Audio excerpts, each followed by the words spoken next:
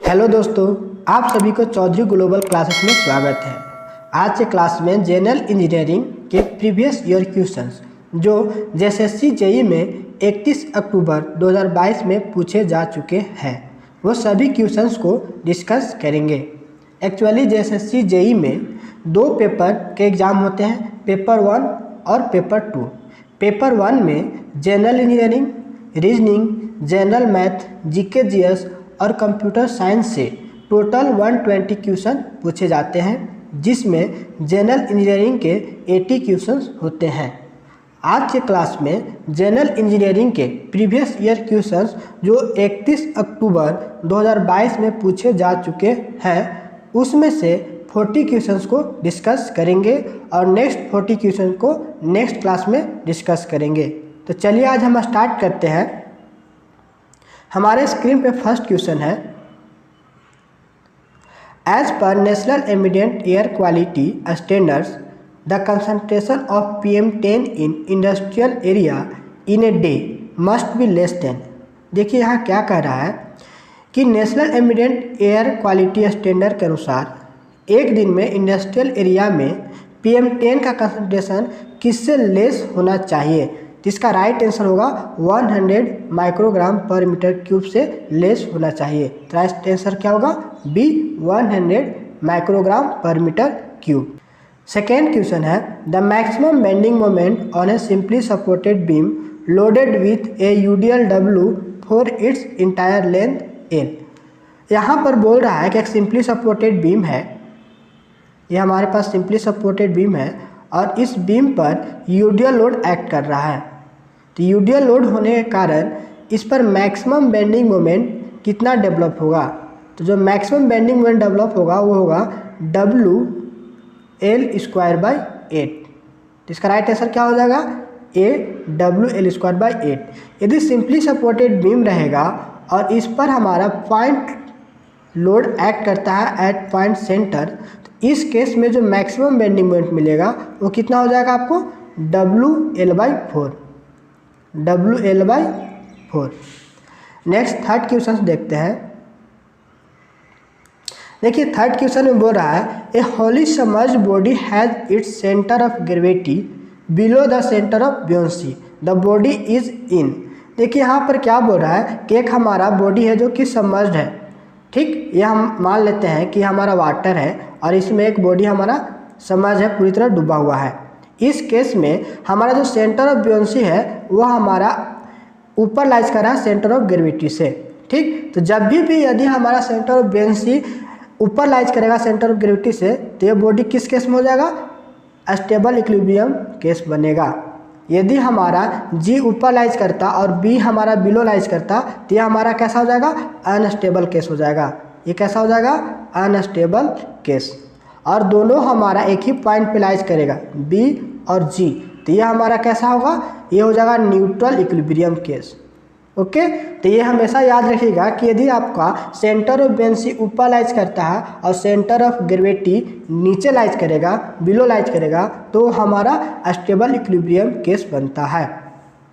ये बॉडी कैसा हो जाएगा? स्टेबल इक्विलिब्रियम में होगा। तो राइट आंसर हो जाएगा सी। फोर्थ क्वेश्चन है, as per Indian standard classification soil can be classified into how many group.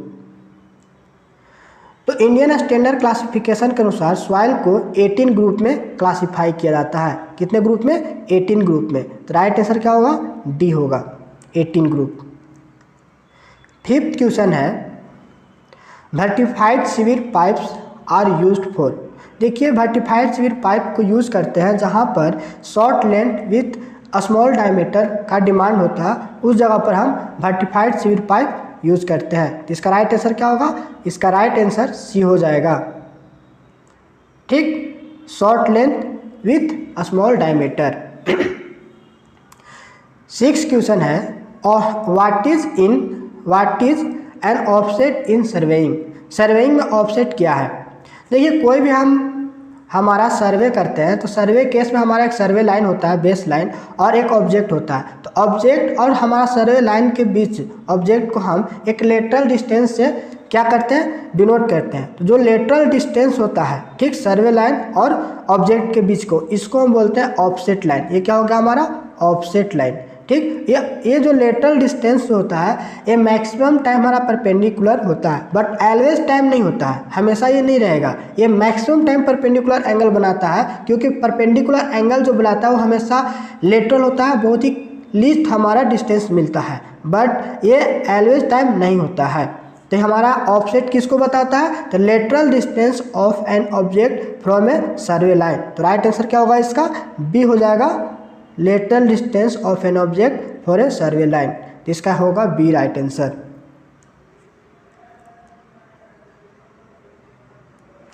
देखिए 7 बोल रहा है कि vibratory roller are suitable for compaction of.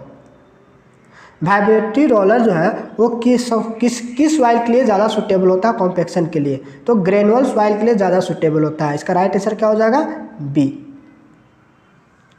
8 question है, the thickness of graduation on A folding type labelling staff is. देखिए folding type labelling staff हम use करते हैं, folding type labelling staff use करते हैं, तो इसका जो ग्रेजुएशन थिकनेस होता है वो 5 mm होता है। तो राइट आंसर क्या होगा इसका, बी 5 mm।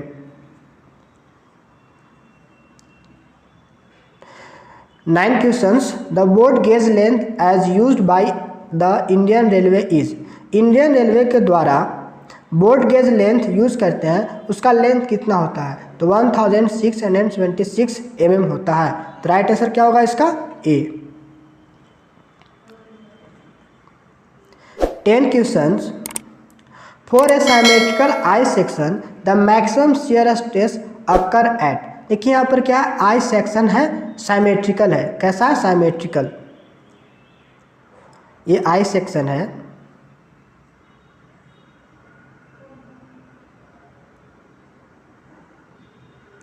ओके, ये सिमेट्रिकल केस में है। तो इसका जब हम शियर स्ट्रेस डायग्राम बनाते हैं तो शियर स्ट्रेस डायग्राम हमारा इस तरह से बनता है।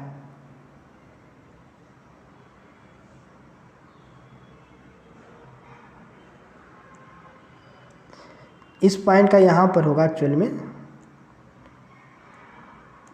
तो यहाँ पर जो मैक्सिमम हमारा शियर स्ट्रेस मिल रहा है ये इस पॉइंट पे मिल रहा है। ये कैसा है, तो यहाँ हमारा सेंट्रॉइड होता है, तो सेंट्रॉइड पर हमारा मैक्सिमम शियर स्ट्रेस मिलता है। तो इसका राइट आंसर क्या हो जाएगा, इसका राइट आंसर सी होगा।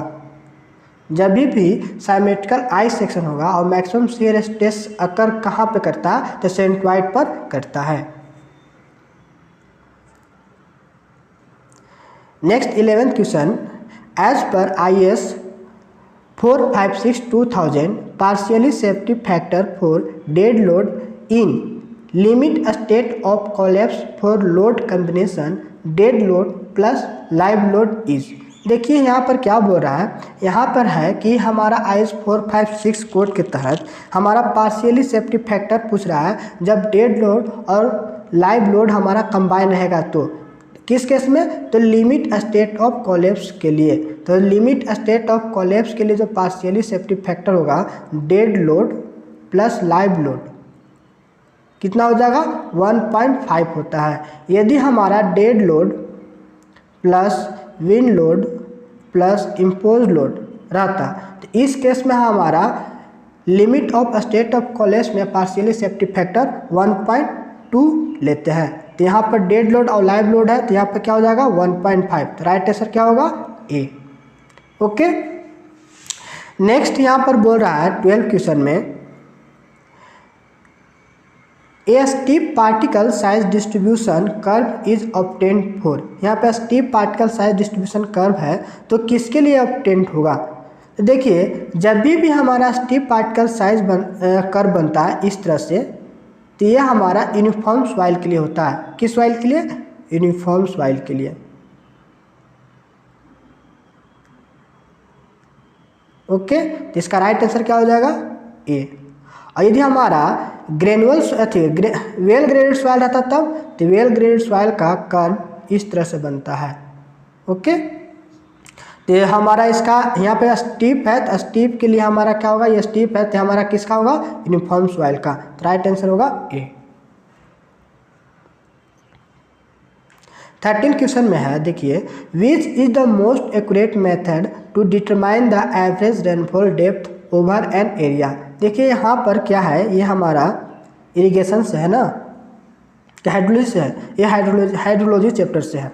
तो देखिए हाइड्रोलॉजी से यह बिलोंग करता है। तो यहाँ पर पूछ रहा है कि मोस्ट एक्यूरेट मेथड पूछ रहा है कि जब हमारा रेनफॉल होगा, एवरेज रेनफॉल डेप्थ निकालना हो, तो मोस्ट एक्यूरेट मेथड कौन सा होगा। तो most accurate method isohyetal map method का होता है। एक्चुअली जब हम पूरे एरिया में रेनफॉल डेप्थ फाइंड आउट करते हैं तो 3 मेथड यूज़ करते हैं, एक अर्थमेटिक मीन मेथड, दूसरा थेसिस पॉलीगन मेथड और तीसरा आइसोहेटल मेथड। तो हमारा जो मोस्ट एक्यूरेट मेथड मिलता है वो हमारा है आइसोहेटल मेथड। तो इसका राइट आंसर क्या हो जाएगा, सी होगा राइट आंसर। 14 क्वेश्चन देखिए, 14 क्वेश्चन बोल रहा है the discharge from a tubewell generate varies between. यहाँ पे डिस्चार्ज पूछ रहा है किसका, ट्यूबवेल का। तो देखिए ट्यूबवेल का जो मैक्सिमम डिस्चार्ज होता है वो हमारा कितना होता है, 50 लीटर पर सेकेंड। ये मैक्सिमम डिस्चार्ज होता है ट्यूबवेल का। और जनरल एक हम एवरेज बात करते हैं तो 40 to 45 लीटर पर सेकेंड हमारा एवरेज डिस्चार्ज होता है। तो इसका राइट आंसर क्या हो जाएगा, 40 and 50 लीटर पर सेकेंड। इसका डी राइट आंसर होगा। Okay,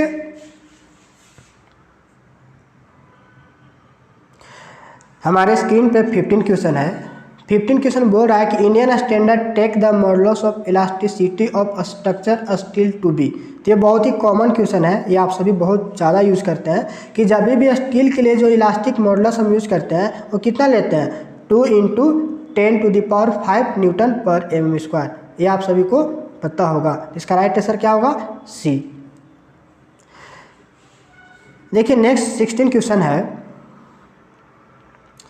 express the pressure head of 100 metre of water as a liquid of specific gravity 1.5। यहाँ पर क्या है, तो यहाँ पर आपको प्रेशर दिया हुआ 100 मीटर, प्रेशर हेड कितना दिया हुआ 100 मीटर और स्पेसिफिक ग्रेविटी दिया हुआ है 1.5। तो यहाँ से डेप्थ नहीं निकाल दीजिएगा, हमको आपको पता है P = क्या होता है, ρg/h। और ρg क्या है, तो ρg जो होता है वो स्पेसिफिक ग्रेविटी होता है और P का वैल्यू दिया हुआ 100 मीटर। यहाँ पे 100 ले लीजिए और ρg का वैल्यू दिया हुआ 1.5। तो h का वैल्यू यहाँ से फाइंड आउट कर लीजिए, h = हो जाएगा 100 डिवाइडेड बाई 1.5। इसे सॉल्व कीजिएगा तो आपको मिलेगा 66.67। तो राइट आंसर क्या हो जाएगा इसका, सी, 66.67 metre.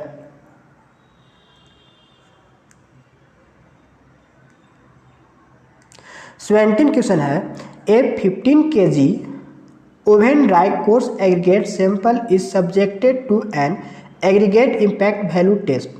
After the test the weight of the sample fraction passing the 2.36 mm ISU is 6.3 kg। What is the aggregate impact value. यहाँ पे क्या पूछ रहा है, एग्रीगेट इम्पैक्ट वैल्यू का वैल्यू पूछ रहा है। देखिए यहाँ पर आपको सैंपल कितना लिया है, 15 kg सैंपल लिया है और हमारा इम्पैक्ट होने के बाद जब वह 2.36 mm ISU से सीव किया तो उसको कितना मिला, 6.3 kg और टोटल सैंपल कितना है 15 kg। तो यहाँ पर एग्रीगेट इम्पैक्ट वैल्यू पूछ रहा है, तो एग्रीगेट इम्पैक्ट वैल्यू के लिए क्या करते हैं, परसेंटेज निकाल देते हैं। जो हमारा 6.3 kg हमारा ISU से पास हुआ है, 6.3 divide by total sample 15 kg into 100 करेंगे, ये सॉल्व करेंगे तो हमें क्या मिल जाएगा, एग्रीगेट इम्पैक्ट वैल्यू मिलेगा, एग्रीगेट इम्पैक्ट वैल्यू। तो इसे सॉल्व कर दीजिए, 6.5 डिवाइड बाई 15 इंटू 100। यहाँ से डेसिमल हटेगा तो क्या आ जाएगा, नीचे 0, 1 0 से 1 0 कैंसिल कर दीजिए, 5 से काटिएगा, 5 से 5 × 15 और 5 से 5 दूनी 10। इसे काट दीजिए 3 से, 3 दूनी 6, 3 एकम 3, 21 दूनी कितना हो जाएगा 42। तो 42% क्या हो जाएगा, एग्रीगेट इम्पैक्ट वैल्यू हो जाएगा। तो राइट आंसर क्या हो जाएगा, बी 42%। ओके, 18 क्वेश्चन है, स्टेट कन्वर्जिंग स्ट्रीमलाइन डिनोट्स। देखिए स्टेट कन्वर्जिंग स्ट्रीमलाइन जो डिनोट करता है वो कन्वेक्टिव टेंजेंशियल एक्सीलरेशन को डिनोट करता है। इसका राइट आंसर क्या हो जाएगा?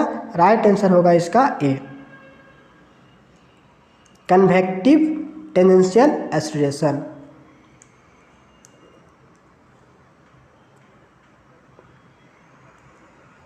नाइनटीन क्वेश्चन है, in a cantilever beam the major enforcement is provided. अब यहाँ पर बोल रहा है कि कैंटिलीवर बीम है और इस कैंटिलीवर बीम पर मेजर एनफोर्समेंट हम कहाँ प्रोवाइड करेंगे। तो हमारे पास एक कैंटिलीवर बीम ले लीजिए, ये हमारा कैंटिलीवर बीम है और ये न्यूट्रल एक्सिस है। इस पर हम लोड अप्लाई करेंगे तो ये बेंड करेगा, तो बेंड करेगा तो बेंड करने के बाद कैसा हो जाएगा? इस तरह का से बनेगा। ओके, देखिए हमारा न्यूट्रल एक्सिस के नीचे हमारा कैसा बन रहा है? कंप्रेशन जोन बन रहा है। यहाँ पे कैसा जोन बना? कंप्रेशन जोन, ये कंप्रेस हो रहा है। लेकिन न्यूट्रल एक्सिस डेप्थ के ऊपर हमारा क्या हो रहा है? एक्सपेंड कर रहा है। तो एक्सपेंड करेगा तो ये हमारा फैलेगा, तो इसमें कैसा डेवलप होगा? फोर्स, टेंशन फोर्स डेवलप होगा। तो टेंशन फोर्स डेवलप होगा तो रेनफोर्समेंट हम प्रोवाइड किस लिए करते हैं? टेंशन फोर्स को रेजिस्ट करने के लिए। यहाँ पर कंप्रेशन है तो यहाँ पर कंक्रीट तो हमारा है ही कंप्रेशन के लिए सूटेबल, बट हमारा कंप्रेसिव स्ट्रेंथ कंप्रेसिव के लिए कंक्रीट हमारा सूटेबल होता है, बट टेंसाइल के लिए हमारा कंक्रीट सूटेबल नहीं होता है। तो उस केस में क्या करते हैं? हम रेनफोर्समेंट प्रोवाइड करते हैं। तो हमारा ज़्यादा टेंसाइल फोर्स हमारा डेवलप हो रहा है न्यूट्रल एक्सिस से ऊपर में, ठीक। तो इस केस में हम टेंसाइल रेनफोर्समेंट ज़्यादा प्रोवाइड करेंगे। तो मेजर रेनफोर्समेंट हम कहाँ प्रोवाइड करेंगे? Above the neutral axis. तो राइट आंसर क्या हो जाएगा? बी। ओके, कोई दिक्कत नहीं ना है। आइए तब हम देखते हैं 20 questions. What should be the penetrating power of a good timber प्रेजेंटिव। देखिए यहाँ पे बोल रहा है कि एक गुड टिम्बर है जिसका हमारा पेनिट्रेशन पावर पूछ रहा है कितना होना चाहिए। तो जब भी गुड टिम्बर रहेगा और उसका पेनिट्रेशन पावर पूछेगा तो इसका हमारा होता है 6 mm से 25 mm तक, ठीक। तो राइट आंसर क्या हो जाएगा? बी, 6 mm to 25 mm हमारा पेनिट्रेशन पावर होगा गुड टिम्बर का। नेक्स्ट 21 क्वेश्चन देखते हैं। 21 में बोल रहा है कि aggregate particle size distribution follow which law. अब यहाँ पर देखिए क्या क्या ऑप्शन में? पास्कल है, डार्सी है, फ्यूलर्स है, ओम्स लॉ है। तो पास्कल लॉ क्या बताता है? ये तो आपको पढ़े होंगे। पास्कल लॉ प्रेशर के रिस्पेक्ट में बताता है। डार्सी लॉ हम यदि सॉइल में यूज करें तो परमेबिलिटी के हमारे रिस्पेक्ट में बता दिया हुआ है। और ओम्स लॉ हमारा इलेक्ट्रिसिटी में हम यूज़ करते हैं, इलेक्ट्रिकल करंट में पढ़े हैं, V=IR। तो ये तीनों तो होगा नहीं, तो बच्चा क्या? सी। तो यहाँ पर हमारा एग्रीगेट में पार्टिकल साइज डिस्ट्रीब्यूशन फ्लो करेगा विच लॉ? तो फ्यूलर्स लॉ को। एक्चुअली फ्यूलर्स लॉ में क्या होता है ना, P= होता है 100 into root under small d/D। ये P क्या देता है? तो P जो बताता है परसेंटेज बाय वेट ऑफ हमारा क्या है? मटेरियल है ना, तो यहाँ पे मैटर को बता रहा है। तो percentage by weight of matter finer than diameter small d। और कैपिटल D क्या बताता है? मैक्सिमम साइज ऑफ एग्रीगेट को। तो यहाँ पर आपका फ्यूलर्स लॉ यही है और इसमें हम यूज़ करते हैं एग्रीगेट में, एग्रीगेट पार्टिकल साइज डिस्ट्रीब्यूशन के लिए इसे हम फॉलो करते हैं। तो राइट आंसर क्या हो जाएगा इसका? सी हो जाएगा, फ्यूलर्स लॉ। देखिए हमारा 22 क्वेश्चन है। 22 में बोल रहा है कि the effective length of a column of length L and both in restrained. देखिए यहाँ पर दोनों इन क्या है? रीस्टेंड है, मतलब कि फिक्स्ड है। ये कॉलम है जिसका दोनों इन क्या है? फिक्स्ड है। जब दोनों इन फिक्स रहेगा तो इसका हमारा इफेक्टिव, इसका जो बनाइएगा तो इस तरह से बनता है। तो इसका इफेक्टिव लेंथ कितना मिलता है? तो इफेक्टिव लेंथ हो जाता है आपका L/2। कितना होता है इफेक्टिव लेंथ? L/2 या 0.65 L। तो राइट आंसर क्या हो जाएगा इसका? D, 0.65 L। यदि आपका 1 इंच फ्री रहता और 1 इंच फिक्स रहता, इस केस में इफेक्टिव लेंथ कितना होता? तो इफेक्टिव लेंथ इस केस में 12 होगा। ओके, यदि हमारा 1 इंच फिक्स्ड है और दूसरा एंड आपका हिंज रहेगा तो इस केस में जो इफेक्टिव लेंथ मिलता है वो होता है L/√2 या 0.65 8L। ये दोनों वैल्यू को याद रखिए। यदि हमारा कॉलम का 1 इन फिक्स्ड है और दूसरा इन जो है वो हिंज है, सपोर्ट हो तो। और यदि आपके पास कॉलम है और दोनों इन में हमारा हिंज सपोर्ट है, तो इस केस में जो इफेक्टिव लेंथ होगा कितना होगा, L होगा। तो यहाँ पर क्या है, दोनों फिक्स्ड है, तो हमारा राइट आंसर क्या हो जाएगा 0.65L। तो यहाँ पर डी इसका राइट आंसर होगा।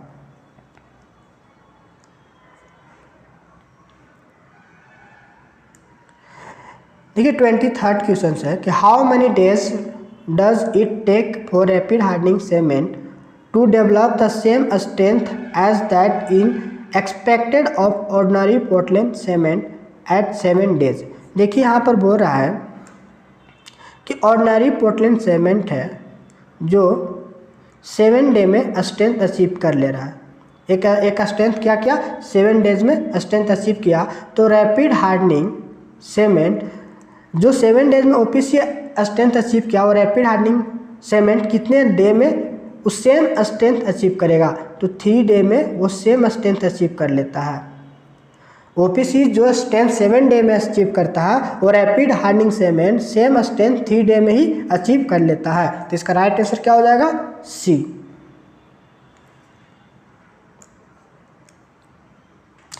Next 24 questions.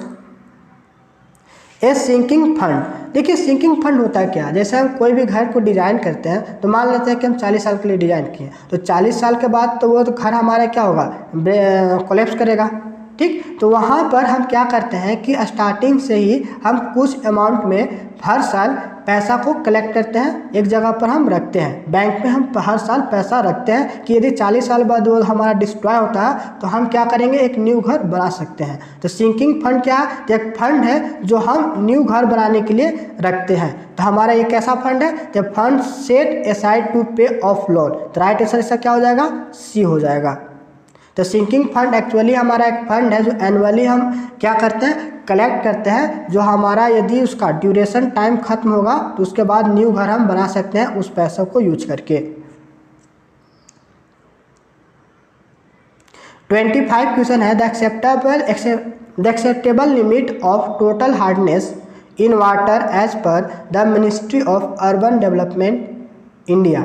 देखिए यहाँ पर एक्सेप्टेबल लिमिट किसका पूछ रहा है, हार्डनेस का। तो टोटल हार्डनेस का एक्सेप्टेबल लिमिट कितना होता है, 200 मिलीग्राम पर लीटर, और रिजेक्शन लिमिट कितना होता है, 600 मिलीग्राम पर लीटर। तो इसका राइट आंसर क्या हो जाएगा, राइट आंसर हो जाएगा सी, 200 मिलीग्राम पर लीटर। तो टोटल हार्डनेस का एक्सेप्टेबल लिमिट होगा 200 मिलीग्राम पर लीटर। 26 क्वेश्चन है, a geological formation which store water and is also capable of transmitting water through its pores at a large rate. देखिए यहाँ पर क्या बोल रहा है कि यहाँ पर एक जियोलॉजिकल फॉर्मेशन का है, ठीक, और इसमें हमारा जो पोर्स से लार्ज रेट में क्या होना चाहिए, वाटर ट्रांसमिट होना चाहिए। तो कौन सा है, तो एक्वीफर जो होता है ये हमारा जो ट्रांसफ़र करता है वाटर को, एक कैपेबल होता है लार्ज रेट में ट्रांसफ़र करता है। तो इसका राइट आंसर क्या हो जाएगा, एक्वीफर।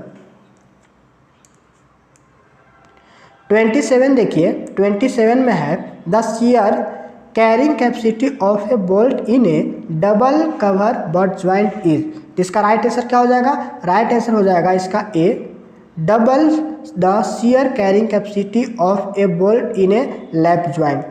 राइट आंसर क्या होगा इसका, ए होगा, double the shear carrying capacity of a bolt in a lap joint. 28 question देखिए, 28 में बोल रहा है the striping time of prop to beam spanning over 6 metre is. एक हमारा प्रोप बीम है, कैसा बीम है, प्रोप बीम है, और इसमें स्पेन का जो है लेंथ कितना है, वो 6 मीटर से ओवर है। तो जब भी प्रोप बीम रहेगा और स्पेनिंग ओवर द 6 मीटर रहेगा तो उस केस में जो स्ट्रिपिंग टाइम होगा वो कितना हो जाएगा, 21 डेज होगा। कितना होगा, 21 डेज। बट यदि हमारा स्पेनिंग हमारा इसका अप टू 6 मीटर आता, ठीक, अप टू 6 मीटर रहता, इस केस में जो हमारा स्ट्रिपिंग टाइम होता वो 14 डेज हो जाता। ओके, तो यहाँ पर ओवर 6 मीटर जब रहेगा तो 21 डेज होगा और अप टू 6 मीटर होगा तो 14 डेज होगा। तो राइट आंसर यहाँ पे क्या होगा? ए। क्यों? क्योंकि ओवर 6 मीटर है। ये प्रोप बीम के केस में है, अदर केस में नहीं। 29 क्वेश्चन देखिए। 29 बोल रहा है कि what is the purpose of using vehicle component in a paint manufacturing. Paint manufacturing में व्हीकल कंपोनेंट को किस पर्पस से यूज करते हैं? तो इसका राइट आंसर क्या होगा? C, to spray the paint evenly. क्या होगा इसका right answer? To spray the paint evenly. इसका सी राइट आंसर हो जाएगा। 30 क्वेश्चन है, long column fail due to. देखिए जब भी लॉन्ग कॉलम होता है तो लॉन्ग कॉलम बकलिंग के कारण फेल होता है और शॉर्ट कॉलम क्रशिंग के कारण फेल होता है। तो इसका राइट आंसर क्या हो जाएगा? सी, बकलिंग। लॉन्ग कॉलम हमारा हमेशा बकलिंग के कारण फेल होता है और शॉर्ट कॉलम क्रशिंग के कारण फेल होता है। 31 क्वेश्चन देखिए स्क्रीन पर है। According to Thevenin's theorem any two terminal bilateral linear DC circuit can be replaced by an equivalent circuit consist of। देखिए यहाँ पर क्या कर रहा है कि हमारा थेवेनिन्स थ्योरम के अकॉर्डिंग हमारा बात करें तो two terminal bilateral linear DC circuit को हमें एक इक्विवेलेंट सर्किट के साथ रिप्लेस करना। तो हम किसके साथ रिप्लेस करेंगे? तो इसका राइट आंसर क्या होगा? डी होगा, a voltage source and a series resistor. किसका था? किस हम इक्विवेलेंट सर्किट के साथ रिप्लेस करेंगे? जब हमारा वोल्टेज सोर्स और सीरीज रजिस्टर रहेगा उसके साथ हम क्या कर सकते हैं? इससे रिप्लेस कर सकते हैं।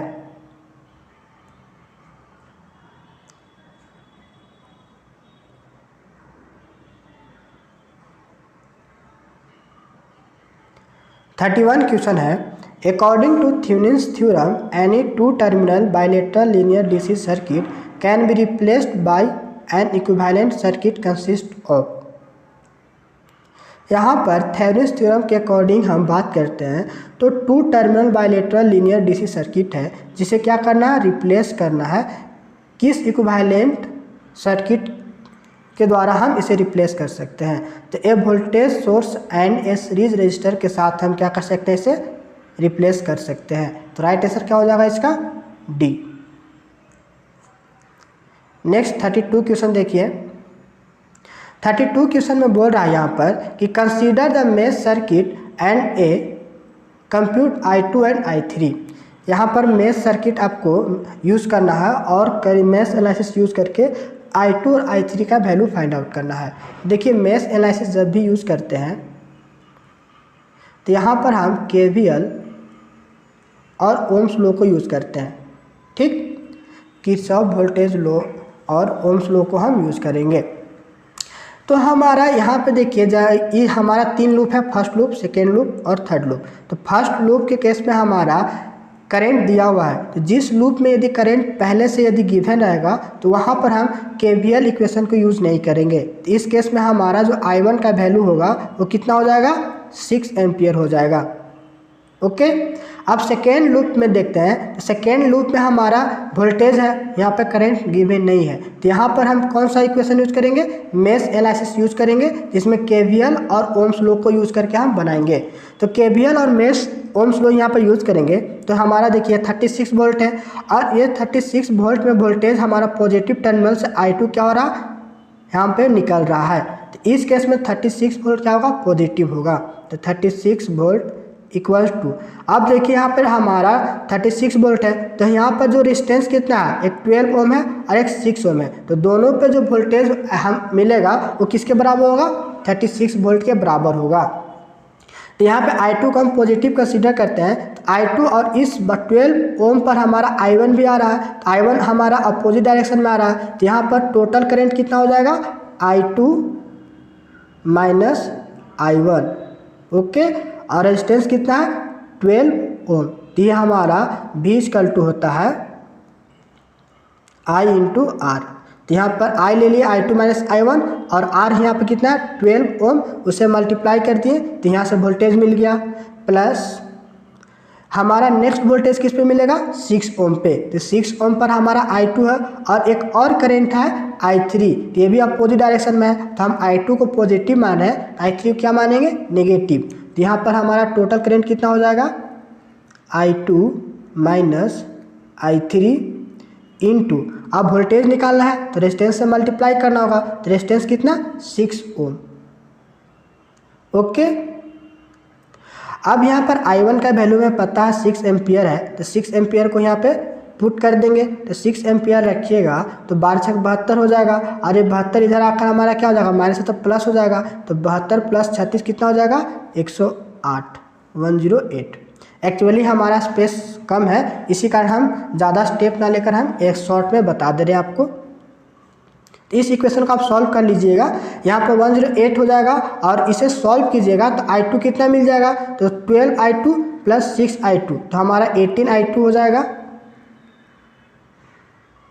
और यहाँ पे देखिए I3 कितना हो जाएगा, तो इस जगह पर I3 हमारा हो जाएगा 6 × I3, तो -6I3। ओके, तो ये आपका हो जाएगा सेकेंड इक्वेशन, क्योंकि फर्स्ट इक्वेशन I1 हमें मिल चुका है। सेकेंड इक्वेशन हो गया 108 = 18I2 - 6I3। इसे नोट डाउन कर लीजिए, क्योंकि इसे हम इक्वेशन जब सॉल्व करेंगे तो यहाँ पर काम आएगा। अब हम थर्ड लूप का बात करते हैं, तो थर्ड लूप में भी क्या है, वोल्टेज है। देखिए वोल्टेज में यहाँ पर I3 क्या है, नेगेटिव टर्मिनल से निकल रहा है। जब नेगेटिव टर्मिनल से निकलेगा तो हम इस वोल्टेज को क्या मानेंगे, नेगेटिव मानेंगे। तो यहाँ पे क्या हो जाएगा, -9। अब यहाँ पर हमारा देखिए कहाँ से वोल्टेज मिलेगा, एक हमारा 6 से 3 ओम और 2 ओम पर हमारा वोल्टेज मिलेगा। तो यहाँ पर 6 ओम पर कितना टोटल करंट कितना होगा, तो यहाँ पर I3 को हम पॉजिटिव मान रहे हैं, तो I3 देखिए यहाँ पर I2 हमारा अपोजिट डायरेक्शन में I3 का, तो माइनस क्या करेंगे, माइनस यहाँ पर I3 - I2 करेंगे। ओके, इंटू 6 ओम प्लस यहाँ पर हमारा I3 × 3 ओम, तो यहाँ पर लिखेंगे 3 ओम × I3 प्लस यहाँ पर है 2 ओम, तो 2 ओम पर कितना हो जाएगा, 2 ओम × I3। ओके, यहाँ तक कोई दिक्कत नहीं है। इस इक्वेशन को सॉल्व कीजिएगा तो आपको मिल जाएगा -9 ओम -9 वोल्ट = यहाँ पर देखिए 6I3 है, कितना है, 6I3, और यहाँ पर I2 कितना हो जाएगा, -6I2। 6 से मल्टीप्लाई कर दिए I3 और I2 में, तो यहाँ पे कितना हो जाएगा, -6I2, और यहाँ पे 6I3 + 3I3 + 2I3, तो 6 3 2 5 6 11, तो +11I3। ये आपका कैसा इक्वेशन हो जाएगा, थर्ड इक्वेशन। सेकेंड और थर्ड इक्वेशन को नोट डाउन कर लीजिए, इसके बाद इससे हम सॉल्व करेंगे तो I2 और I3 हमें मिल जाएगा। तो सेकेंड इक्वेशन क्या था हमारा, बताइए। सेकेंड इक्वेशन था हमारे पास 108 = था 18I2 - 6I3, यही था ना जी। और हमारा थर्ड इक्वेशन क्या था, -9 = -6I2 + 11I3। अब इस इक्वेशन को क्या करेंगे, हम सॉल्व करेंगे। तो देखिए हम ये दोनों की इक्वेट करेंगे, तो हम यहाँ पे I2 सेम है तो हम इसे इक्वेट करेंगे। तो यहाँ पे 18 है, तो 18 लाने के लिए क्या करना होगा, 3 से मल्टीप्लाई करना होगा। तो 3 से हम पूरा में क्या करेंगे, मल्टीप्लाई कर देंगे। यहाँ पे 3 से मल्टीप्लाई कर दिए, तो 9 3 कितना हो जाएगा, 27, तो -27, यहाँ हो जाएगा -18, और यहाँ कितना हो जाएगा, 33। ओके, अब इसे सॉल्व कीजिएगा तो यहाँ पे देखिए ये -18 और ये +18 हमारा I2 कैंसिल हो जाएगा, और 108 में से 27 जाएगा तो कितना मिलेगा, 81 = 33। यहाँ पर पॉजिटिव साइन है और यहाँ पे -6 है, तो 33 में से 6 जाएगा तो कितना हो जाएगा, 27I3। तो यहाँ से I3 आपको कितना मिल जाएगा, 27 × 21, मतलब कि 3 एम्पियर मिलेगा। ओके, यहाँ तक कोई दिक्कत नहीं है। तो I3 आपको कितना मिल गया, 3 एम्पियर। अब इस I3 को क्या कीजिए, थर्ड इक्वेशन में पुट कर दीजिए। तो थर्ड इक्वेशन कितना है, -6 equals to -6I2 plus 11I3 है। I3 का वैल्यू वहाँ पर 11 I3 की जगह पुट कीजिएगा तो कितना हो जाएगा, 33 हो जाएगा। तो 33 माइनस 9, तो यहाँ पे देखिए -9, इसको लिख लेते हैं, -9 इक्वल्स टू -6I2, और यहाँ पे हम क्या किए, वैल्यू को पुट कर दिए 3 एम्पियर को, तो कितना हो जाएगा +33। यहाँ तक कोई दिक्कत नहीं ना है। अब इस 33 को इस साइड लाएंगे तो -33 हो जाएगा, -33 और -9 कितना हो जाएगा आपको, -42। तो -42 इक्वल्स टू -6I2। तो यहाँ से I2 कितना मिल जाएगा, तो I2 यहाँ से निकालिएगा तो माइनस माइनस कैंसिल हो जाएगा, 6 7 42, तो 7 एम्पियर मिल जाएगा। तो राइट आंसर क्या हो जाएगा I2 का, 7 एम्पियर। तो I3 हो गया 3 एम्पियर और I2 हो गया 7 एम्पियर। तो राइट आंसर क्या हो जाएगा इसका, A। ओके, इसे नोट डाउन कर लीजिए। चलिए नेक्स्ट देखते हैं 33 क्वेश्चन। 33 में बोल रहा है the frequency of AC sine wave is. यहाँ पे AC साइन में फ्रीक्वेंसी किसे डिफाइन करेंगे, तो AC साइन वेव जब रहता है तो the number of cycle produced पर सेकेंड, एक सेकेंड में जितना नंबर ऑफ साइकिल प्रोड्यूस होता है उसी को हम क्या बोलते हैं, फ्रीक्वेंसी बोलते हैं। इसका राइट आंसर क्या हो जाएगा, C। इसका राइट आंसर क्या होगा, C। The number of cycle पर प्रोड्यूस पर second is called the frequency. 34 question बोल रहा है कि विच of the flowing diode is represent by the given symbol. तो इस सिंबल किसको डिनोट करता है, तो वैरेक्टर डायोड को ये रिप्रेजेंट करता है। तो राइट आंसर क्या हो जाएगा, A। नेक्स्ट 35 क्वेश्चन देखते हैं। 35 में बोल रहा है कि the power development by hydro plant is directly proportional to. देखिए यहाँ पे क्या है, हाइड्रो प्लांट है। तो हाइड्रो प्लांट में टरबाइन को घुमाने के लिए दो चीज़ इंपॉर्टेंट होगा। पहला, हमारा वाटर कितने डिस्टेंस पे फॉल करवा रहे हैं, तो हेड ऑफ वाटर, ठीक, पहला चीज़ कि हेड ऑफ वाटर क्या है, और दूसरा इसका डिस्चार्ज पे, तो प्रोडक्ट ऑफ डिस्चार्ज। तो हमारा जो हाइड्रो प्लांट में जो पावर है वो किस पे डिपेंड करेगा, तो product of discharge and head of water पर। तो राइट आंसर क्या हो जाएगा इसका, C। 36 क्वेश्चन है a moving iron instrument operate on. देखिए मूविंग आयरन इंस्ट्रूमेंट जो होता है वो हम DC और AC दोनों में हम ऑपरेट कर सकते हैं। इसका राइट आंसर क्या हो जाएगा, A हो जाएगा। 37 क्वेश्चन है while using an instrument for some measurement we place it in the wrong manner then possibility the error in result is। अब आप कोई इंस्ट्रूमेंट यूज़ कर रहे हो, कोई मेजरमेंट कर रहे हो और आप इंस्ट्रूमेंट को ही एक रॉन्ग मैनर में यूज़ करोगे, रॉन्ग मैनर में प्लेस करोगे, तो ऑफकोर्स एक इंस्ट्रूमेंटल एरर वहाँ पर आएगा। इसका राइट आंसर क्या हो जाएगा, A होगा। इसका राइट आंसर क्या हो जाएगा, instrumental error, A। Okay, next 38 में है, बोल रहा है कि in which of the following modes does a photodiode work. देखिए फोटो डायोड जो होता है ना, वो रिवर्स बायस पर वर्क करता है। तो इसका राइट आंसर हो जाएगा D, रिवर्स बायस। हमेशा याद रखिएगा, फोटो डायोड वर्क जो करता है वो रिवर्स बायस पे वर्क करता है।